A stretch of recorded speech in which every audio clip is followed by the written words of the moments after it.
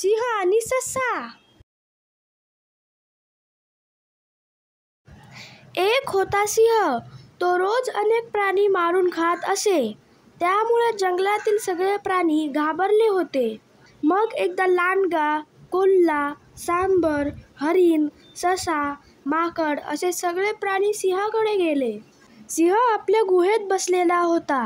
सर्व प्राण्यांनी सिंहाला विनंती केली, महाराज, तुम्ही आमचे राजे आहात. आम्ही रोज तुमच्याकडे एक प्राणी पाठवत जाऊ, म्हणजे तुम्हाला आयती शिकार मिळेल. सिंह खुश होऊन म्हणाला, ठीक आहे. पहिल्याच दिवशी सशावर सिंहाकडे जाण्याची पाळी आली. ससा लहान होता पण बुद्धीने खूप हुशार होता.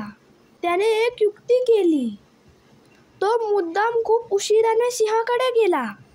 सिंह भुकेने संतापला होता. तो सशाला म्हणाला, तू इतका उशीर का केलास? ससा म्हणाला, महाराज, माफ करा. मला वाटेत दुसरा सिंह भेटला. त्याने मला अडवले. सिंह म्हणाला, दुसरा सिंह? कुठे आहे तो? दाखव बरं मला. ससा म्हणाला, चला महाराज. सशाने सिंहाला एका खोल विहिरीपाशी नेले. सिंहाने विहिरीत डोकावून पाहिले. त्याला पाण्यात त्याचे प्रतिबिंब दिसले.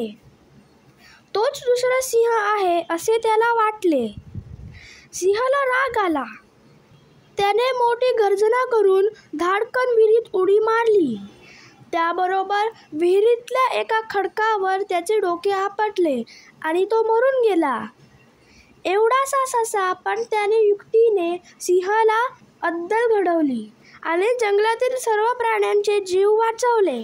सर्व प्राण्यांनी सशाला शाबासकी दिली.